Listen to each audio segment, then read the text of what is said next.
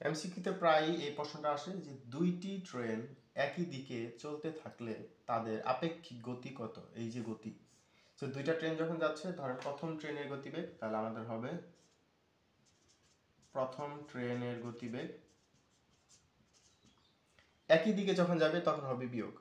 আমরা বেসিকের যে প্রথম অংশে সেখানে বলছি যে প্রথম ট্রেনের গতি এটা থেকে আমাদের দ্বিতীয় ট্রেনের গতি, সো দ্বিতীয় ট্রেন গতি এটাই হবে একই দিকে যদি চলতে থাকে। আর যদি প্রশ্নটা যদি এরকম হয়ে যায় যদি বিপরীত দিক থেকে আসতেছে, তাহলে তখন আমাদের এটা চিহ্নটা পরিবর্তন হয়ে যায়। তাহলে প্রথম ট্রেনের যে গতি এর সাথে দ্বিতীয় ট্রেনের গতি। এখন এটা সাধারণত অঙ্ক আকারে পরীক্ষায় আসে। অঙ্ক যদি হচ্ছে আপনার সিম্বল আকারে যদি পরীক্ষায় আসে তখন কি হবে, s1 মাইনাস s2, আর এটার জন্য হয়তো s1 প্লাস s2।